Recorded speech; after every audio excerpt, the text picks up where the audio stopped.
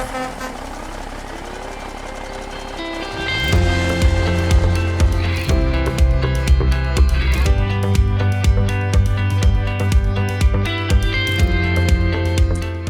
back to the Terminal Exchange, the official podcast of Nussbaum Transportation, where we explore key issues and compelling stories in the trucking industry. I'm your host, Dayton Rumble, and you're listening to episode 109, I Was a Stranger and You Welcomed Me. We all need hope. We all need to be inspired. Sweet Home Ministries aims to do that. They are another benevolence partner with Nussbaum, and Matt Burgess, their CEO, joins me today. Did he really sell his car to John Mellencamp?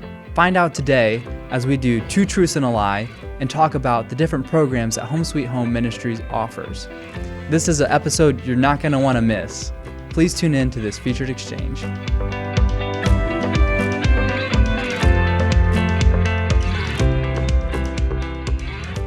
Welcome back to the Terminal Exchange, episode 109. We got Matt Burgess in the house. He's here with us, so excited to have you. I'm glad to be here. Yeah, he's a great guy. I think when I met Matt, you see what you get. You're very open, you're honest about everything going on with your life and also with the ministry, and that's what we're here talking about today is Sweet Home Ministries. So yeah, I look forward to it. Yeah, that's great. Matt, you've done, this isn't the first time you've done some radio work. It's not the first time on the radio. It's not even my first time on a podcast. There's a small podcast out of Fairbury that I've been a guest on before. Oh, really? So yeah. So it's kind of fun to do. This is my second ever podcast though, so I'm excited about it. Which one was that? Oh gosh, it was years ago. I think I know Paul which one. Garcia. Yeah, Paul Garcia show. He just interviews local people that are doing different things, and I got to talk with him. That probably would have been during the pandemic. Is what I think. Mm-hmm. So yeah.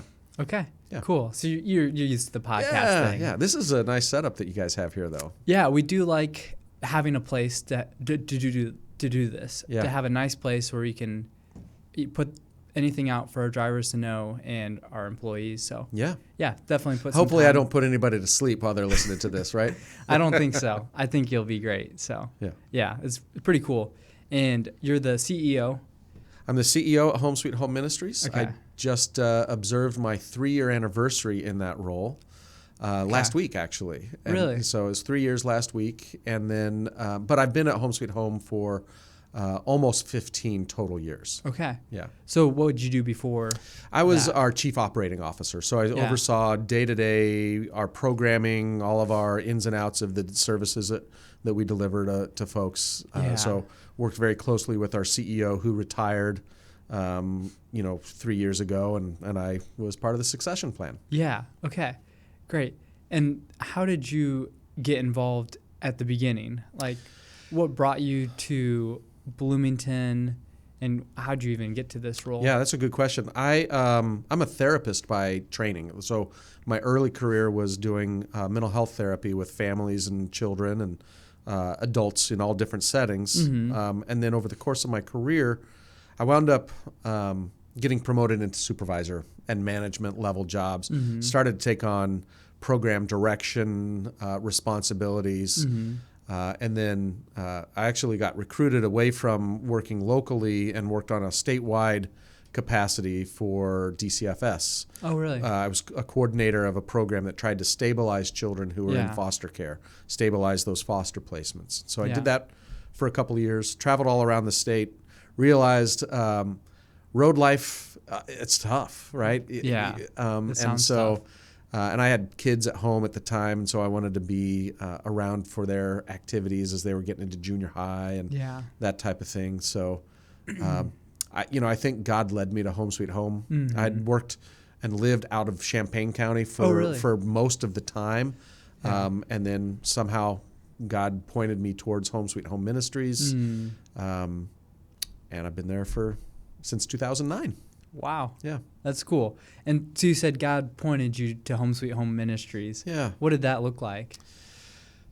Sorry, and that might be a loaded question. No. I think it's easy to say stuff like that kind of in retrospect. Sure. Right?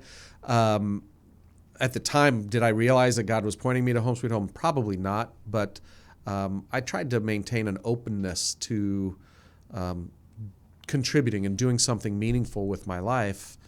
And at that particular point in time, that meant stepping outside of where I was comfortable in Champaign and being willing to look 40 miles down the road at Bloomington Normal as the community. So for a lot of the time, I commuted from Mahomet over here to really? Bloomington. But my wife and I moved over here 3 years ago. 3 years ago. Yeah. So we live in Southwest Bloomington now. Okay, cool. Yeah. And we talked a little bit about that before you came on the podcast, just about that. So you moved here 3 years ago. And you go to Compass. I go to Compass Church. Yep. Okay. Yep. Great.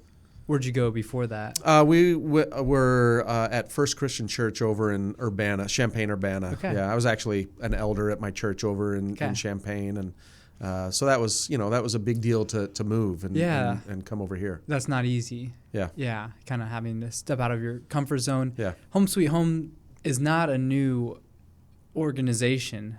No, not by any stretch. Home Sweet Home was actually founded 106 years ago, a little over 106 years ago now. That is amazing. Yeah, we were founded on Thanksgiving Day in 1917. Wow. Yeah. Yeah, I know. Wow, I know. That's older than I am. It's older than a lot of people. Yes, it's older than we are combined, for sure. True. Yeah. Yes, that is true. So working with the organization with so much history, and then you're stepping in as a CEO, was that something that was difficult to do? You said you worked there 15 years before that. But I mean, like I started to talk about, I think I have felt that I've been called to Home Sweet Home, which is why I've remained there for as long as I have. Yeah. It's hard work. It's demanding work. It can be incredibly rewarding at times. But if you don't have a sense of calling to working, trying to serve people who are dealing with the complexities of homelessness and mental illness and addiction and all of those things that we deal with in trying to help people who are in poverty, it can really wear you down. And so, is it hard? Yeah, it's been hard the whole time. Yeah. But it's also been incredibly fulfilling. I think my life has been restored quite a bit through being part of the ministry work of Home Sweet Home. Really? Yeah, we have our slogan that we have above our front desk is "Hope for all who enter," and that's a slogan that we have that goes back to pictures that we have of our earliest location. Excuse me. All the way back in 1917, our founder put a big sign in the window of our first location, and it said "Hope for all who enter." And so it's just I've experienced that in my own life, and I've seen that happen in the lives of countless people that we've served, other people who have worked at Home Sweet Home, people who have volunteered with us, and even people who donate and support Home Sweet Home. I think that experience of hope in their lives is part of what we all get. And so from that perspective, it's really easy to be part of an organization where you feel hopeful and that kind of restoration in your own life. Yeah, but it is something that would be very difficult. Like you said, for all those reasons, it would have a lot of wear and tear on, your daily. If you don't have a sense of calling, it would be hard to make it. Yeah, I mean, the sort of stuff that we try and address tend to be what seem like they're impossible to really fix, right? Homelessness. We've had homelessness in our community. We wouldn't have been founded 106 years ago if that wasn't an issue at that point in time. Well over 100 years ago in our community. We help people who don't have enough access to healthy foods. Yeah. We do that day in, day out, and that can be disheartening sometimes to think, wow, we have neighbors who don't know how they're going to feed their family tonight. And that's why it's important for us to be there and to be part of the solution. Yeah. So stuff like that's been around so long seems like so overwhelming to try and address or come to solutions with. It can be a daunting task, but I think it's important that we just remain faithful in the work. Yeah. Yeah. Absolutely. Hope for all who enter. Yeah. It's a great slogan that we have. I mean, our founder was a local businessman named Billy Schulper, and he loved those big signs, the big placards that he would put in the window. Hope for all who enter. He had another sign Because remember, this was 106 years ago. Another sign that he would put in the window was, "How long since you wrote to mother?" Right? That was before we could send mom a text or do a FaceTime or anything like that. That's funny. Yeah, it's just, it's a funny sign now to look at and go, oh my gosh, we would never put a sign like that in our window. But I think the emphasis of that about connecting with family and staying connected to that system of support, I mean, that's really what that sign was about. Right. Yeah. Yes. And it seems like we're more of a connected people now, but I think that even hits home more in a lot of ways. We're disconnected through technology. Sometimes it seems like we're connected without actually connecting. And yeah, it's a weird paradox that we live in now where we have the ability to be so connected, and yet a lot of that isn't genuine connection, right? And that's what part of what Sweet Home Ministries does is bring connection to people. And it seems like as part of our sense of mission, our mission is really our mission statement is that Home Sweet Home Ministries demonstrates Christ's love through innovative approaches that instill hope, restore lives, and build community. And so the connections is the building community part of our mission. Yes, building community, restoring hope. Yeah. Yes. Before we get more into it, let's do a game. We have a game planned out. All right. To get to know you. All right. Because I want to know the real Matt Burgess. Sure. Yeah. Not the fake Matt Burgess. Okay. Well, we'll see if you can figure it out. All right. So we're going to play 2 truths and a lie. It's a classic game.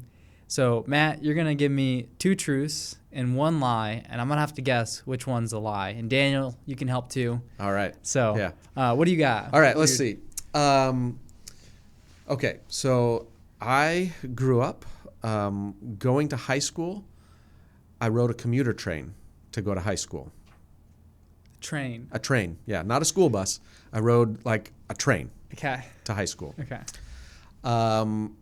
I also, when I was in college in the 80s, I sold my car to John Mellencamp, the rock and roll legend John Mellencamp. And then the third thing is I once drove all the way from Sheridan, Wyoming to St. Charles, Illinois in one day. That's a little over 1,100 miles in one day. St. Charles. Yeah. I have to do the math on that. That's in the Chicago suburbs. Okay. So those are my 2 truths and a lie. Wow. This is tough. How'd I do? Those are great. Those are really interesting. Yeah. I have not done any of those. So right now, to me, I feel like the commuter train is interesting. But is it possible? I'm not sure. And selling your car to John Mellencamp? Yeah. I feel like that's so specific it had to happen. That's just my gut feel. Daniel, you got any gut feel over there? I think the Mellencamp one is true because it's just so unbelievable. It's so unbelievable. It has to be. It seems like it's obviously a lie, but that makes me want to think it's Well, true. okay, so does this help at all? My brother, who's a couple years older than me, he played flag football with John Mellencamp. Okay. He was part of the Mellencamp Football League, the MFL. The MFL. Yeah, that's what he called it. Yeah. Okay. That's how I knew John Mellencamp. Is it? Yeah, that through your brother. Well, after that, I have to go with probably Wyoming to St. Charles. I mean, it seems like probably the biggest stretch. What? Maybe it's the commuter. Daniel, what do you think between those 2? I would go with the driving one from Wyoming to St. Charles. Let's say Wyoming to St. Charles. I actually did that. You did it. Yep, I actually did that. So my wife and I lived in Seattle for a number of years. I went to graduate school out there. Yeah. And when we moved back to Illinois, I drove our minivan back from Seattle to Illinois. Wow. And was anxious to get here. And so rather than stop unnecessarily a few hours away, I just plowed on through. Wow. It was exhausting, but yeah. Yeah. You got that. Across Montana and Minnesota, you can kind of gain some time. Mm-hmm. Yeah. So. Gain some time. It's a beautiful drive. Yeah. Yeah. You got some driver blood in you. That's seems right. like That's right. Yeah. You probably picked Long that one haul. up for a reason. Yeah. Yeah. That shows some grit too. Yeah. A little bit of personality. Yeah. You're wanting to stick through it. That's right. I can't stop. That's right. That's right. And he stopped. So I did actually do that. Sorry, Daniel. Yeah. So of the other two, what do you think? Okay, so between those two, I'm going to say the commuter train. I think you didn't take a commuter train to high school. I did actually do that too. Oh. So I grew up in New Jersey, 45 minutes outside of New York City. Yeah. And the little town in New Jersey that I lived in was at the end of one of the major commuter rail lines that people would take to get into New York City. Yeah. And the town I went to high school in was like 2 stops Yeah. down the train line. And it was cheaper for my school district to buy train passes for the students Oh, really? instead of run school buses. And so we rode the commuter train to and from high school. So interesting. Yeah. So the school bought those passes. The school bought it was instead of busing, we rode a train. Train. Yeah. Training. Did you enjoy that? Enjoy the train? It was fun. Yeah. It was, I mean, if you think back to bus riding days, there are hijinks that happen in a bus. Same thing happens in a commuter train where the students are all messing around. And Yeah. sometimes some students might forget to get off the train and wind up in New York City instead of high school. Just saying that sometimes happened. Yeah. So. Never happened to you, though. No, I never did that. Of course not. Never slept through your stop. No. Yeah. That's interesting. I'd say a very small population of people have done that. Yeah. What about the selling your car? So actually, it's almost true. It's Sounds almost like true. My brother really did play with John Mellencamp on his flag football team. Wow. I really did meet him, and I drove a '69 Camaro when I was in college. It was a beautiful car, '69 Camaro Super Sport, Le Mans blue with white Super Sport stripes, gorgeous. Yeah. And I would drive my brother down to Bloomington, Indiana. Oh, wow. Where they played flag football, and met John Mellencamp one time, and he wanted to buy my car from me. But I loved that car too much. I loved it more than being starstruck by John Mellencamp. So you chose not to sell it? I chose not to sell it to him, yeah. Yeah. So, Did you go to the MFL?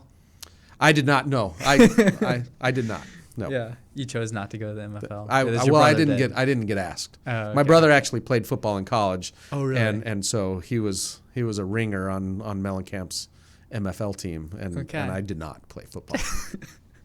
Yeah. That's awesome. Well, yeah. I mean, I feel like that's cooler than actually selling your car to John Mellencamp. I got to tell him no. That's pretty cool. Not many people do that. You liked your Camaro too much. That's right. It's a nice car. Cool.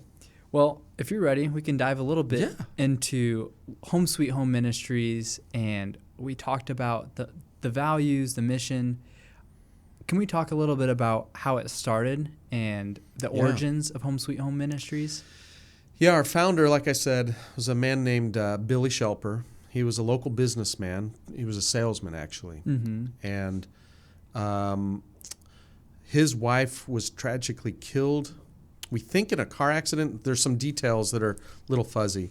And in reaction to that, he actually developed quite a problem with alcohol, was really kind of losing control over his life. Mm-hmm. And then in the early 1900s, Billy Sunday was a big evangelist that would travel around the country doing big tent revival types of preaching times. And he came to Bloomington. Billy Sunday came to Bloomington. And Billy Shelper went, accepted Christ, and completely changed the direction of his life by turning his life over to Christ, and immediately started serving the community in significant ways. Mm-hmm. Excuse me. He started off with a prison ministry. Mm-hmm. So, he and a group of caring people would go to the local jail and do outreach. They would go and share the gospel, sing hymns, and just try and encourage people who were incarcerated. Did that for a little bit, and then on Thanksgiving Day in 1917, he opened what was then called Sweet Home City Rescue Mission. And he opened it actually in the building where he was born. Really? Yeah. His family ran a candy store out of that building. They must have lived behind the store or something like that for him to have been born there. Sure. And so he converted that over to a ministry center where the first thing that they did was they served Thanksgiving dinner and shared the gospel with mostly men at that point in time at first, but then immediately started to include women and children and families into their reach. So that was 106 years ago. We've always been in or around downtown Bloomington. Mm-hmm. We've been in our current location, which is just off of Oakland Avenue, Mm-hmm. For the last 52 years. We moved in there early in the early 70s. It was a funk seeds processing plant before we bought it, and we converted it over to our shelter. Mm-hmm. And that's our base of operations now. So, we got started feeding people, sharing the gospel. We have done versions of that ever since then. Of course, the scope of what we do has grown considerably since that time. But every Thanksgiving, I mean, we take out all the stops and do this massive community outreach effort, serving the community at Thanksgiving. Yeah, and it would be interesting to see how it evolved over time.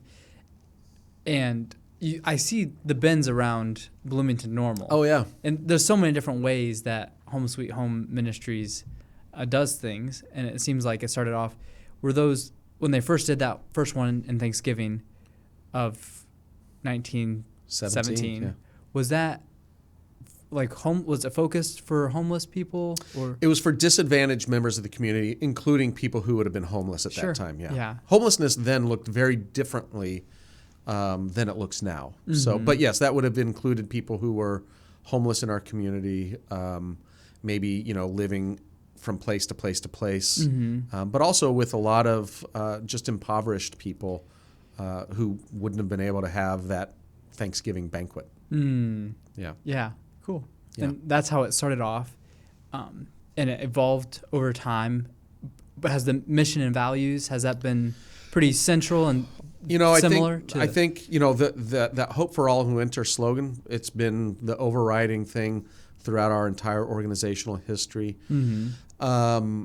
We've updated our mission statement a few times through the years. We really want to make sure that what we use as our focusing identity really reflects what we've learned, really reflects the changing circumstances of our community.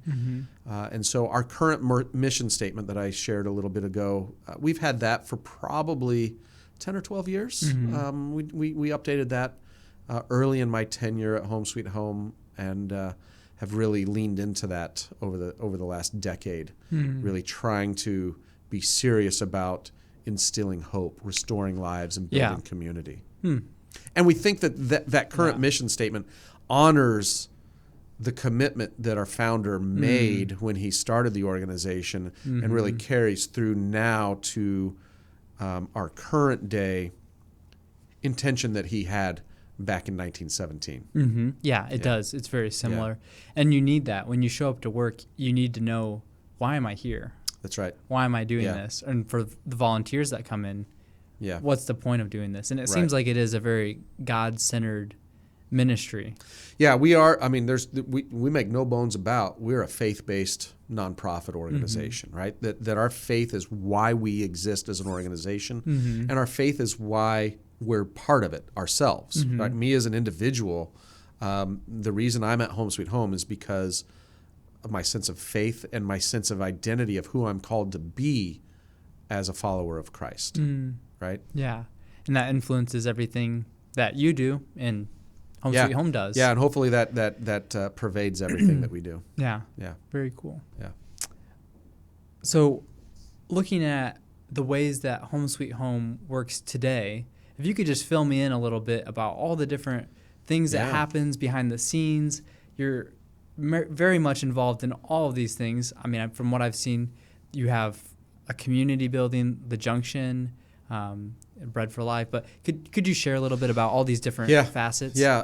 What we're probably most known for is our shelter that we operate, where we provide services for men, women, and families who are experiencing homelessness in our community. So we provide emergency shelter for people in our big 4-story building. That's what people, when people think of the mission or of Home Sweet Home, that's the first thing that people think about. Within our shelter, we've got somewhere around 65 total beds in our shelter. Most of those are adult beds. Around 50 of those are beds for adults. And so that's probably the biggest thing that we do. We also have a dining center in our shelter where we provide breakfast, lunch, and dinner every single day of the year for our shelter residents. But we also open up lunch and dinner every single day of the year to anybody in the community who needs to come in and receive that type of support. Yeah. So we have a lot of people who live around Bloomington Normal who come in and eat lunch and dinner with us on a regular basis throughout the week. Also within our shelter services, we have a case management team that works with every single person that we serve in our shelter. Our case managers are meeting with every single person, conducting a fairly comprehensive assessment of what their situation is, who they are as a person, abilities and strengths and talents that they have, that then we can use and partner with that individual to develop a service plan to help them work their way back into housing. Yeah. Right? And so that's all within the shelter. We also, outside of the shelter, help people who are in housing, and we have what we call our rapid rehousing programs. This is where we help people get into apartments and provide that case management support while they are in their own apartment. Yeah. So we do that with a number of people where we're providing temporary rental assistance, providing case management support to people who are residing here, there, and everywhere around town. In addition to those shelter and housing types of programs, we also have another housing program. We own a duplex in Normal, actually. Oh, really? Yeah, we own a duplex. We've owned that for a year and a half or so, and we lease that out as affordable housing. That's permanent housing. So that's a permanent place for somebody that they can live just like anybody else who rents an apartment. This is their place as long as they meet the terms of the lease and want to renew. We're happy to provide that permanent housing to that household. We hope to do more of that going forward. That type of style. Yeah. We're not yet positioned to do that, but we do hope to do more and more of that in the years to come. Right. So in addition to all of that housing-related work, we do a couple of other things. You mentioned the Bread for Life Food Co-op. That's our primary food assistance ministry, where we provide access to healthy foods in a healthy manner for people in our community who know they're not going to have enough money to cover all of their bills, including groceries. And so it's basically functions as like a private grocery store where people join the co-op, help run the co-op through their work in exchange for shopping in the co-op. So it's a private grocery store that the members operate. Yes. So they're benefiting from it. So when you work, you earn. That's right. Yeah. It's membership work. That's what membership is working within the co-op. And for every 2 hours of work that somebody completes, they get a shopping trip in the grocery store to shop for the grocery items that they want, leave the items that they don't want. And it's a pretty good hourly rate. When we do the math, we calculate the average value of a normal shopping trip, the product that somebody takes home, somewhere, if they were to go buy it at any grocery store in town, it would be about $250 for them to purchase all of that stuff for 2 hours of work. I'm just guessing because I know I don't make that kind of money. Right. I'm guessing you don't make that kind of money, right? I mean, that's a pretty good return on their investment. But more than just getting the food, I think one of the things that people get when they're given opportunity to contribute is they get a message of value and of worth for themselves, right? This is part of what's so core to us is we want to help people's lives be restored while they are being helped by us. So providing food is an important part of that so that they can be nourished and they can feed their families. Absolutely, that's important. But if we do that in a way that strips away their dignity, strips away their sense of capability, we've actually hurt them in the process of trying to help them, which is not at all what we want to do, of course, right? So by having this participatory model of working in exchange for their groceries, we're reinforcing that they're a person of value, that they're a person of worth, that we need them. Right? They have a place. and we look forward to seeing them. And it's just, I talk all the time about the nourishment that our co-op members get. Yeah. Some of it comes from the food, but a lot of it comes from the sense of purpose and pride that they can take in knowing that they did what was within their ability to control to support themselves and their families. And that does have a profound impact on the way that you see the world, is feeling that sense of purpose and, like, hey, I did this. And Yeah. I think it's important to really remember that regardless of our circumstances, I think we have this innate created drive to contribute, right? Yes. To bring ourselves to work, to be meaningful to other people, right? That's fundamental to who we are created to be. And that's what we get to reinforce in the way that we provide access to food through our food co-op. Right. And it seems that if it was done a different way, you'd lose some of that we have this drive to create, to help other people. And when you're only being helped without being able the opportunity to help other people, if I give you the message enough that your place is only to take what I can give to you, and you can't do anything of value in that, right? That's a message that is fairly defeating for somebody to be given over and over and over again. And ultimately we start to believe that about ourselves if we're given that message enough. If you're told you can't do anything, you don't have money, so you can't do anything, you're not going to try anymore. And we want to combat that message with, actually, you know what? Even without money, you're a person of great value. Right. You have something to offer.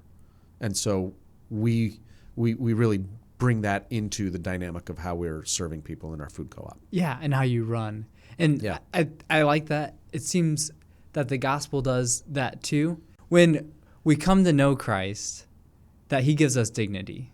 That he clothes us, and that he looks at us with love. Yeah. He doesn't look at us with disdain. Right. And a similar model there of like you're helping people dignity, you're talking with people. Right. You're not talking down to people. Right. You're giving people opportunities to work and do that. Yeah. I really appreciate that. Yeah. So it's cool to hear. So that's our food co-op. That's Bread for Life. Bread for Life. I could talk. We could talk for the whole time just about that. Yeah. We could talk the whole time just about any one of these things that I'm throwing out there to you. Yeah. But the other major thing that we do right now as a program is the Junction. That's our community center. Yeah. And that's a space that we open up Monday through Friday from 10 a.m. to 5 p.m. That we just open to anybody in the community who wants to come in and be welcomed and be given messages of value, right? Again, looking at ways for us to help people experience community is an important part of what we want to do. And so the Junction is really a place to come hang out at its most basic level. Yeah. We wanted to create a setting where people who didn't feel welcome in other parts of town, in other aspects of our community, to feel welcome with us. Right. One of the things that we know when people are stuck in a cycle of homelessness, of really struggling with poverty, a lot of times what comes along with that is a sense of isolation and being cut off from other people. And we wanted to do something to directly target that experience. And it starts with welcoming people into a space where they feel valued. Yeah. Right? So our community center is set up. We have round tables where people can come in and sit with each other, have a cup of coffee, engage in conversation, maybe do a puzzle, play a game, get some services, really just as a place for people to come in and experience an opportunity for some refuge from the pressures of the life that they're living in, so that then they can experience a little renewal along the way as well, right? We want people to experience that sense of refuge and renewal as they interact with us. But if all people want to come in and do is access the free Wi-Fi that we make available and have a cup of coffee that we make available, we're happy to welcome them in.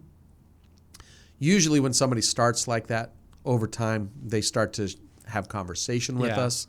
gradually, and then we get to know them. We get to understand what is it that we can do to help them. Yeah. But we also partner with a lot of other community organizations that come into the junction and provide supports and services to people who are there. Yeah, I heard a little bit about that. Yeah, so we actually have a church that meets in the junction, right? So we partner and have a small faith community that calls the junction their home. And they do a variety of things with us. They teach Bible study and have different activities and things like that. Many of those members of that congregation volunteer in the junction, that sort of thing. But we also partner with Heartland Community College. Heartland's not quite as far out on the edge of town as we are right now here at Nussbaum, but it's far away from Home Sweet Home. Right. It's on the opposite end of town. For sure. But Heartland Community College comes and uses our classroom to do adult education. So we're helping people who are needing language support, but also working towards high school equivalency certificates, really getting that kind of basic need met. They've got a class that meets in our classroom. We open that up for them to use 2 days a week throughout the year. We also have other nonprofits that come in and provide services or who have meetings in our space. Yeah. So other nonprofit colleagues will come in, have team meetings there, or do special outreach to engage people in their services by using our space. And so it's been a really vibrant, really exciting place for us to welcome people in. We chose the name The Junction on purpose. Historically, we're in the part of town where historically the train junctions were, right? Yeah. So a train junction is where trains came together and had the opportunity to change direction.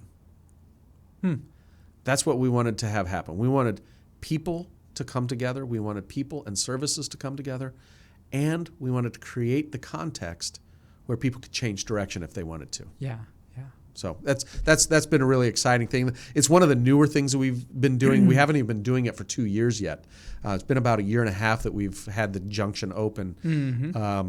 And right now we're seeing close to 100 people come in a day. Really? It's crazy. That's awesome. Yeah. Do you hang out in the junction? I get over there as often as I can. I don't get to hang out in one spot very long anytime. Yeah. But yes, I make sure to get over to the junction a few times a week just to say hi to people. There are a lot of people who I've known for a really long time that come into the junction. And so being able to catch up with them, hear where they are. A lot of people who are housed now that used to be in our shelter still come in. We play bingo in the junction on Wednesdays. Really? Wednesday afternoons. And so that's a really fun time to get to catch up with people and just see how they're doing. And so, we do a lot of different things, and it's always a good thing. Yeah. A good time for me to be able to reconnect with folks when I'm over there. Yeah, do a little BINGO. Yeah, that's right. I got to be the celebrity guest caller a few weeks ago, and that was a lot of fun. Yeah, that is fun. So again, the hours are from 10 to 5? Yep. Is that the hours? 10 to 5, Monday through Friday. Okay, Yeah. 10 to 5, Monday through Friday. Yeah. Good deal. Yeah. All right, so the junction, that's a big part. You have classes that come in during that time and just hanging out, getting to know each other. Anything else?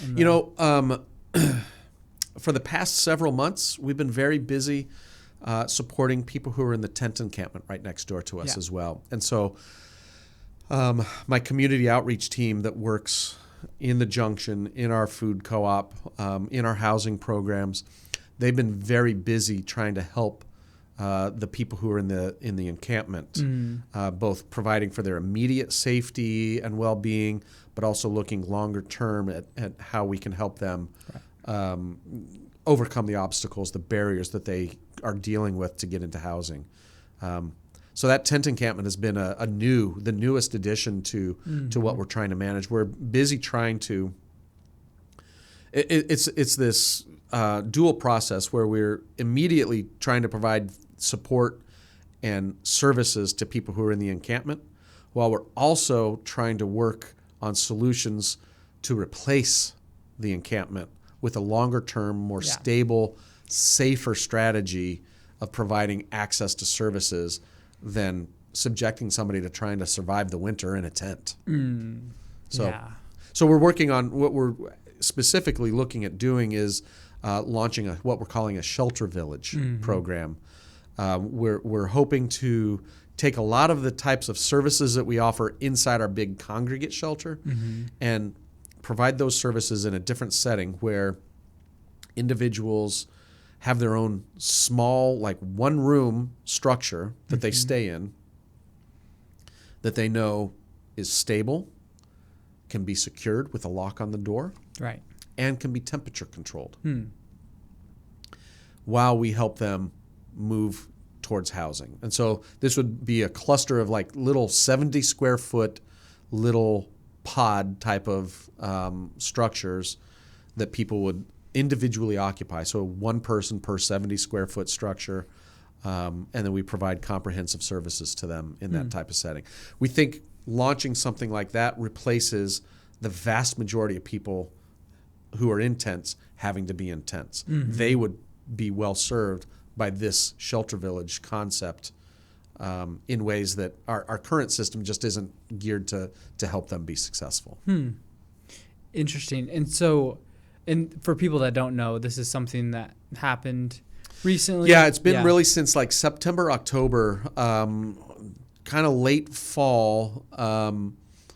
Tents started to pop up in the parking lot right next to Home Sweet Home Ministries campus on the south end of downtown Bloomington.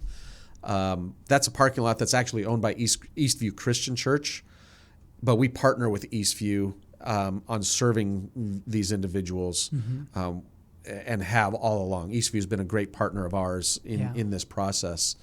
And so we're trying to support these individuals, these neighbors, right, literal neighbors of ours, to be able to get out of their tents and into housing, right?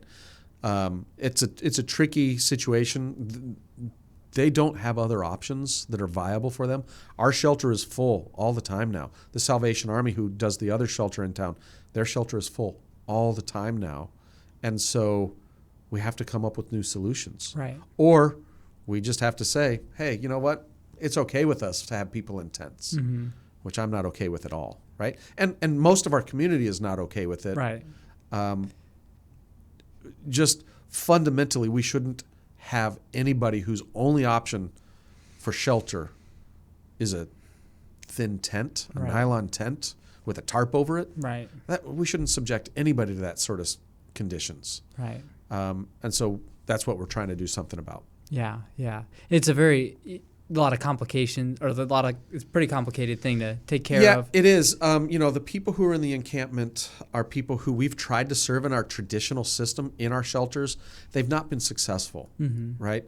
There are a lot of rules and expectations that come with having 50 other people that you're living under the same roof with, right? I don't know how many roommates you've ever had at one time, but I've never had 45 roommates to contend with, right? No way.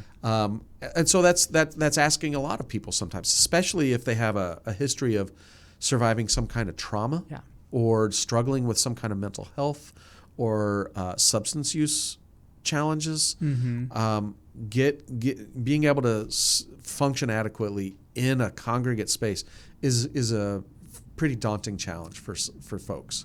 And so what we're trying to do is we're not trying to do more of the same thing that we've always done that created this problem. We're trying to do new things to solve this problem, right? And that's where the shelter village really comes in. Every single person that's in this tent encampment could be served safely and effectively in a shelter village setting, but not in a traditional shelter. Yeah. And that was part of my curiosity. Are these people a part of Home Sweet Home? Like, do they participate in Home Sweet Home, or is that something, can anyone go to Home Sweet Home? Yeah, we're there to serve people, right? We always try, what I tell my staff is we always want to try and figure out how we can serve somebody. Even when we can't do everything for them. We can't meet a specific situation or a specific need for them.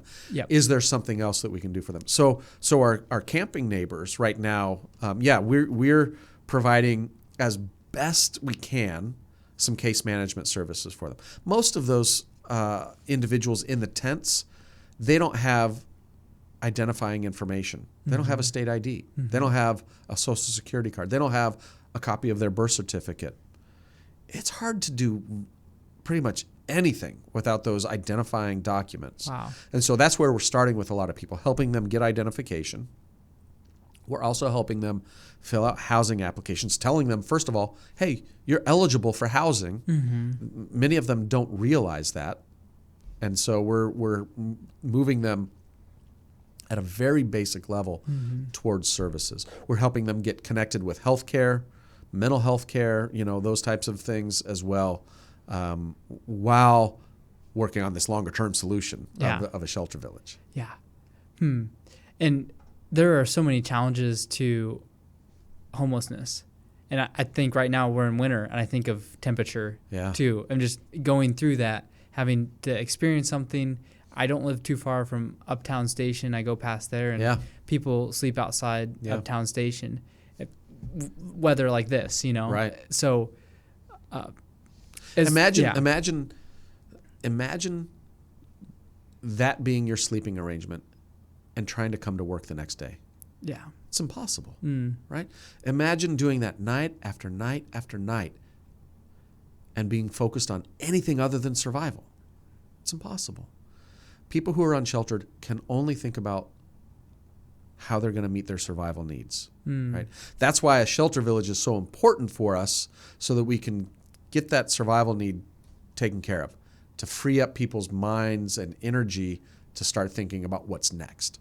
What after their survival needs are met, what's the next thing that they can start to think about and focus on and work towards, right? Yeah, that's a big part of it. Yeah. And that's something that you also do, of help people understand that with Night in the Car. Yeah. That's happened before, and that's something that you do. Yeah, Night in the Car is our, we just had it a few weeks ago, actually. We do it the first Friday night in February. Okay. And that's our annual fundraising and awareness event. Yeah. Nussbaum has been a sponsor of that. We've had the big family trailer out there. Yeah. I tell you, some of the best hats, those black Nussbaum knit caps, those are some of the warmest hats that I've ever I'll have experienced. to get you some. Yeah, well, I've got one. I've got one. But we do this annually, and it's a fundraiser, right? It's to raise money to help support the operations of what we do throughout the year. But an important part of it is giving people a glimpse of how challenging it is to have nowhere to call your home except for your vehicle, right? So we simulate homelessness for one night only, right? We started at 7 p.m. on a Friday night, and we ended at 6 a.m. the next morning. So it's not even a 24-hour cycle. It's one night that we challenge people to spend in their cars to really learn about, oh, this is miserable. This is very challenging. And that's even when we've got giant SUVs and people throw mattresses in the back and do sleeping bags and all that sort of stuff. What we hear, the reason we do it the first Friday night in February is because it's usually cold. Right. It's been as cold as -12 when we've done this event. Yeah. And we always have people come in the next morning and talk about, just share your reflections of what this experience was. And they talk about how uncomfortable and how lonely and how boring it is sometimes. They talk about, I was warm until like 2 o'clock when I rolled over and my blanket slipped and my toes got cold and I could never get them warm again, right? Or we have families who do it, and the kids in those families talk about, well, it was fun at first, but then, my sister kept elbowing me and I couldn't get comfortable, and I didn't want to be there, right? I mean, those are real stories that are just honest reflections on just one. I mean, it's not the reality of homelessness, but it's a glimpse into how challenging it is. And then we always say, we get to go home, we get to take a nap, we get to know I don't have to worry about that tonight on the morning after, right? But we always challenge people to think, what if you did? What if you were facing doing this again this next night, and the night after that, and the night after that? Think about how tough that is. Right. And we want more and more people to recognize the challenges of that, so that we have more and more people who are passionate about doing something about it. Yeah, and that's a great way, a fundraiser that happens. And this year was a success. Very successful. We raised we're about to get the final total. We leave donations in active until the end of February. So we do it beginning of February, but we always know there's some people who donate after the event itself, just because they've been busy with other things. Yeah. But we expect to raise over $160,000 this year, which is the second most that we've ever raised in the event. Wow. Yeah. So it's been a very successful year for us. Yeah. It's a great experience. I recommend the experience. I need to maybe next get you out February. there next year. All right. You're probably like, what am I doing here? You can guarantee I'll follow up with you. You will follow up with me.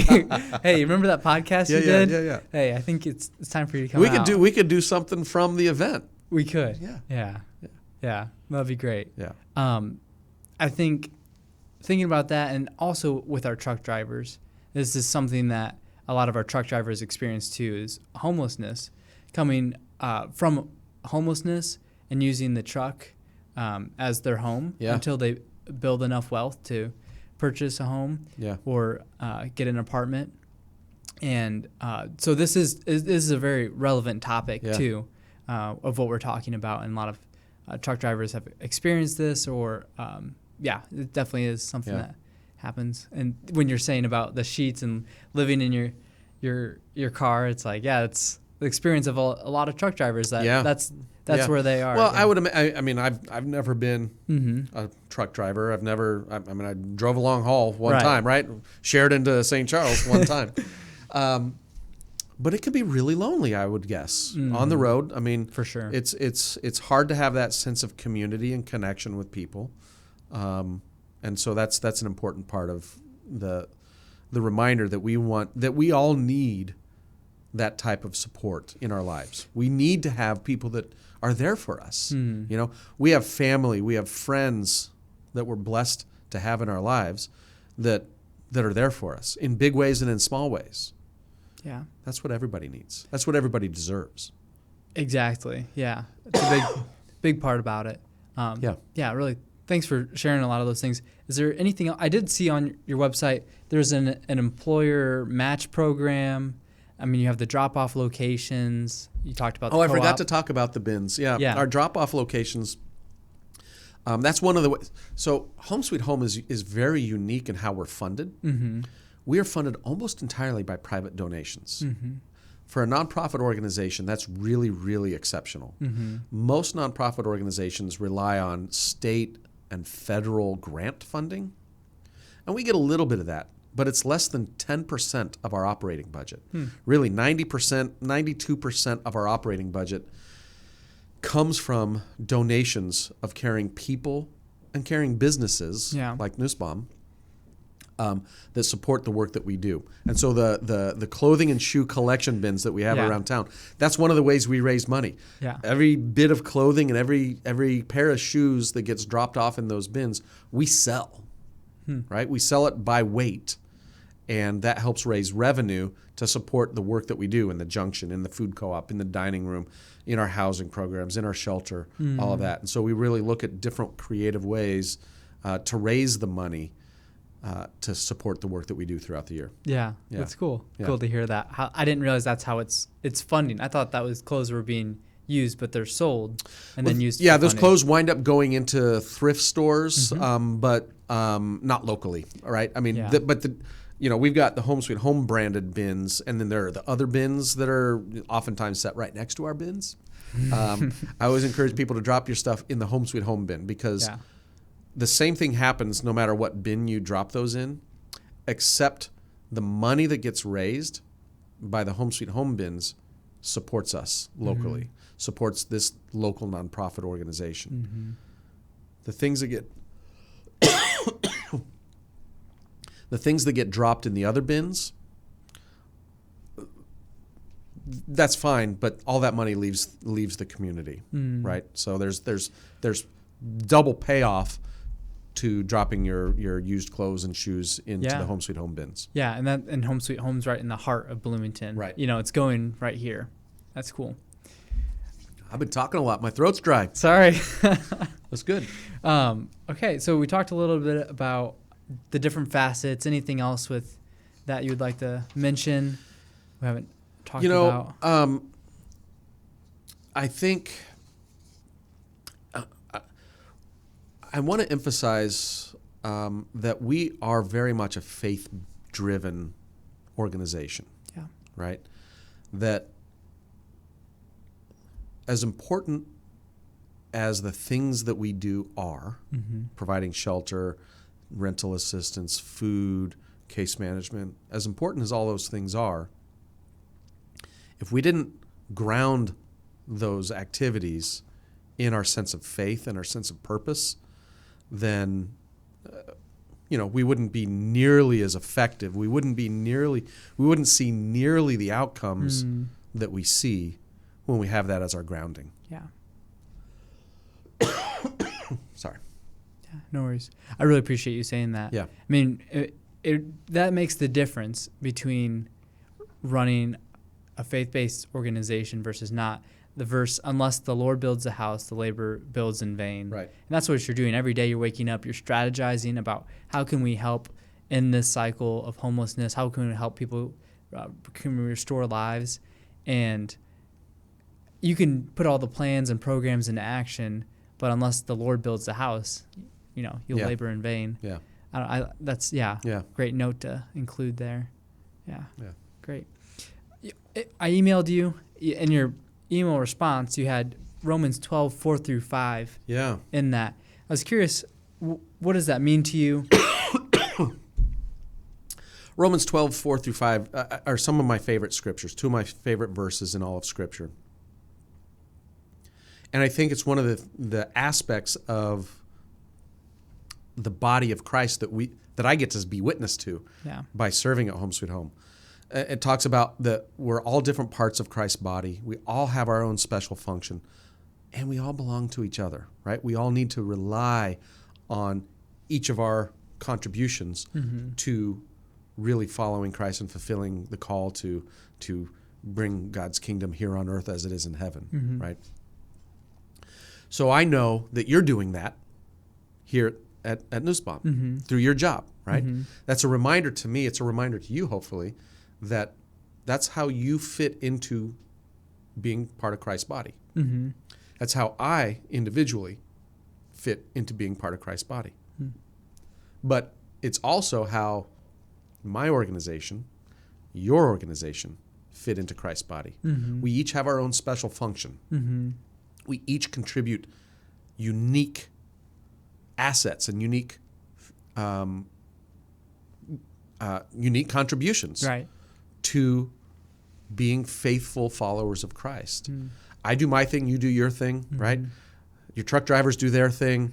My food co-op workers do their thing, right? We're all different parts of Christ's body. And when we look at the perspective of we're all working to the same purpose, right? To glorify God, to bring people into a relationship with Him. Talk about giving meaning to our work. Yeah. No matter what that work is, I think that's what that's all about. Yeah. And I always want to. The reason I have it in my email signature is if it's a first-time person contacting me, I want them to know this is who I think you are. You're some unique contribution to the body of Christ that I just don't know about yet. Yeah. Right? There are a lot of colleagues who I know what their contributions are, but I'm always interested and excited to learn what somebody else's contributions could be. Yeah. For it to be in your email signature, it must mean a lot it to does, you. Yeah. And I think that's a good way to live your life, is like to look at someone and it's like, I could be a lot like you in this way. I really appreciate what you're doing and how that works together, and how all of it comes and glorifies God. Each unique. And then also on the website is Romans 12:12. Yeah. Be joyful in hope, patient in affliction, faithful in prayer. And that's a big part of the... It is. I think, like I said, the work that we do is hard. We have to have hope. And we have to have patience when things are hard, right? When things are painful, when we witness the struggle, the affliction that the people that we're trying to support are going through, we have to look at that in as healthy a manner as we can. Yeah.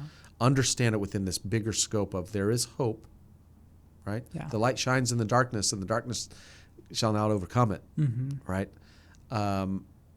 That's part of it. And, of course, being an organization of faith, being faithful in prayer, that helps us be grounded in that type of thinking. Yeah, that's cool. I was excited to hear that. Looking at Home Sweet Home in your life personally, how has Home Sweet Home impacted you? Yeah, I said earlier in the conversation that I feel like it's restored me in many ways. Yeah. I feel like one of the important ways that being part of the work of Home Sweet Home Ministries has impacted my life is it's really reminded me of the kindness and generosity that does exist in our community, within individual people in our community. A lot of energy and a lot of attention gets spent on the conflict or the disagreement or the positional stances that everybody takes. But being part of Home Sweet Home, you get to see, while there are those differences, because we engage people from across the Christian faith community, from very conservative to very progressive, right? But what unifies us all is a love of Christ and being true to loving our neighbor as ourselves, ourselves. And that's encouraging. That's hope-giving to me. Hope, Yeah. that's the hope for all who enter slogan, right? That's hope for me. But I also think it's helped me grow in many ways in my faith of understanding, what do I do with this faith that I profess? Aside from being right about what I believe. Yeah. And in fact, setting that need to be right about what I believe even to the side and saying, what does this say about what I need to do as a result of my faith? That's been an important growth, developmental experience for me over the years to see and to make sure that I am being part of God's kingdom and helping draw people into a relationship rather than getting it sideways and potentially driving people away. Yeah. And you have to keep remembering that. Yeah. Keep coming back to that as you've gone on your journey to experience that, and then remind yourself of that. Yeah. Cool.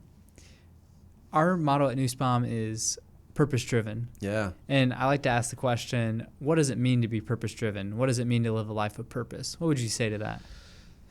I think being purpose-driven is being missional. Right? I mean, that's the language that I use, right? We talk about being a missional organization. You're going right? somewhere. I got a sense of direction. I know why I'm going there, right? That's purpose. And just like the purpose of being part of the work of God in our community, right? That suggests how we approach our work, right? It suggests how we relate to one another in the course of that work, right? It's not just about getting the work done. It's about why we're doing the work. That's what it means to me. I think when we are clear about why we're doing what we're doing, and certainly earning a paycheck is a part of that, and being part of supporting your family is a part of that, but having a bigger sense of purpose on why I do this, maybe why I'm on the road as much as I am, that's an important aspect of getting fulfillment out of the work, right? You need to have that. Yeah. Otherwise, you'll slowly get eaten up inside. It's like, okay, why am I doing this? Yeah. Something more than just a paycheck, and that is important, but there's something more to it than that. I have a reason for why I'm doing it. Well, and the other, as the leader of my organization, making sure we're purpose-driven or missional in our approach, I know we're going to do better. Right. When we're like that. When from top to bottom, our whole team thinks from a purpose-driven perspective, we're more effective. We have more success. We have better results. Yeah. Right? Yeah, you wake up and you feel good about it. You're not just another day. Yeah. Right. Yeah. Right. That's cool. Yeah. It's cool to see how that happens from top to bottom. Yeah. All right. So we're wrapping up, and I would like to talk a little bit about a call to action. How can I help? And I already know that I signed up for a night in the car next year. Yeah, you did. I'm there. I'm going to write that down. Email 1 year from now, less than a year. How are other ways that people can get involved, ways that we can help without hurting? Yeah, that's a fantastic question. I like to always remind people, even if you don't have time, even if you don't have money to contribute to the work that Home Sweet Home does, we ask for prayer support, right? That's something that everybody can do. Every person of faith can do, is be praying for the people that we're trying to help, be praying for my team of people who are working so hard to provide that assistance, and be praying for our community to come up with solutions to address the problem of homelessness, of poverty, of food insecurity, housing access, all of these things. Just praying for those situations and the people who are caught up in them. That's one thing. But ever since we were founded, remember on Thanksgiving Day in 1917, we have relied on the community to support us through volunteering and through donating to support the work that we do.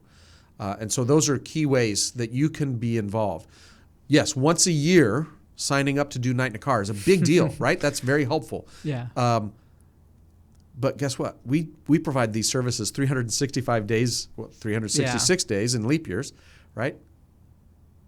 We do this all throughout the year. And so we always need and are always looking for people who are willing to get involved with us as volunteers, who are willing to respond to one of those pieces of mail that we mail out to you and send us a donation. Yeah. And to make a habit of that, to have that be part of your active partnership with Home Sweet Home. I write a lot of thank you notes to people, right, who make donations to us. And one of the things I say very frequently in those thank you notes is thank you for partnering with Home Sweet Home. Mm-hmm. That $20 that they send in, that $50 that they send in, the $100, whatever it is that they've sent in, that's active partnership in delivering all of these services and everything that we've been talking about over our conversation. Supporting that through a financial donation is an active partnership. Mm-hmm. That's actively being involved. Mm-hmm. But so is volunteering, helping sort the groceries in the co-op, helping cook the meals in the kitchen, helping welcome people to the junction. All of those are different ways that people can get involved and be part of Home Sweet Home. Yeah. Yeah. Cool. I think that sums it up well. There's a lot of ways, and I think that's a call to action for employees here at Nussbaum as a whole, not just our quarterly when we give away as a company, but individually. How can we participate in this? Yeah. And to look out for those Home Sweet Home bins. I think I'll keep that in mind next time I see them. You see two bins next to each other quite frequently. Yeah. And so to remember that about Home Sweet Home, that it goes directly towards Home Sweet Home in Bloomington area. Yeah. And Hudson, Illinois, and Nussbaum, we're very connected to Bloomington Normal. And then, all those other facets. I think another thing, if people are on social media, we have a Facebook and Instagram accounts. Follow us. Help us amplify our message, right? We talk about things that we do. We ask for help on some of those things periodically through our social media presence. And so even just doing that and helping us amplify that aspect of messaging can be a way that you are involved and participating in our work. Yeah.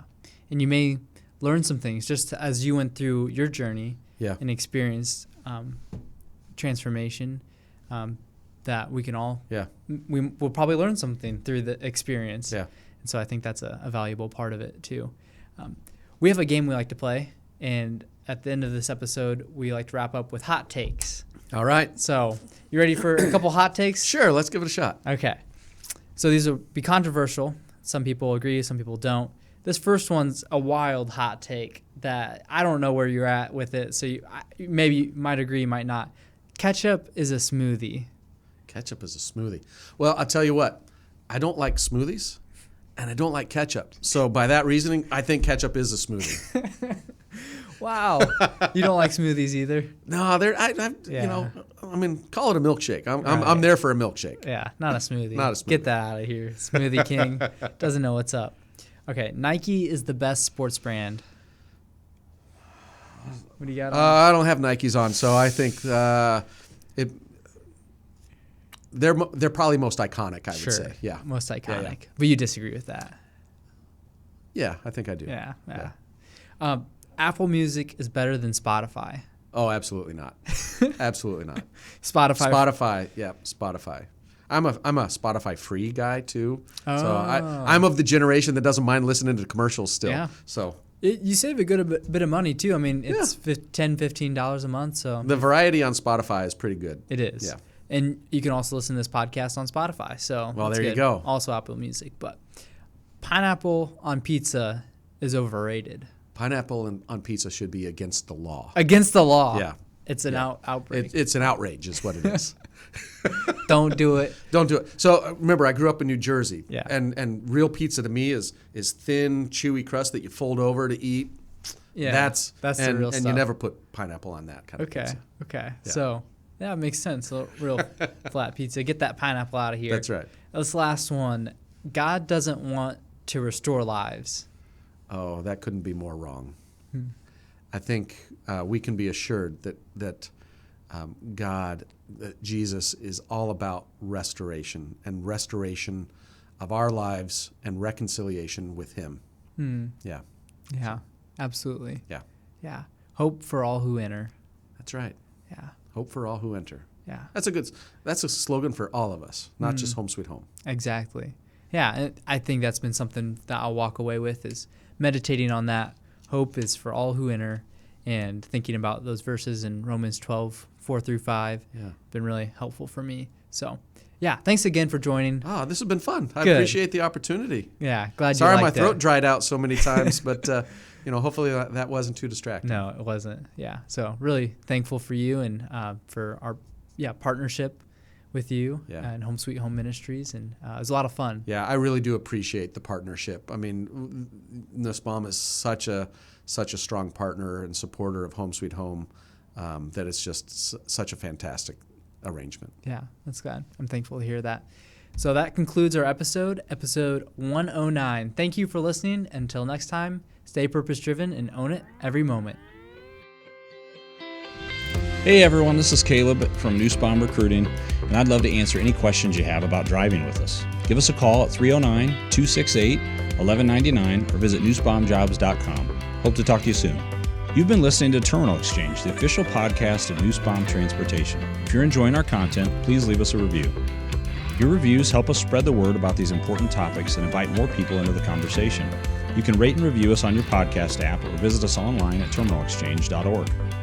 New episodes arrive every other Tuesday, so be sure to subscribe wherever you get your podcasts. You can also follow Nussbaum on your favorite social media platforms and be the first to know when new episodes are released. Thanks for listening. Until next time, own every moment and stay purpose-driven.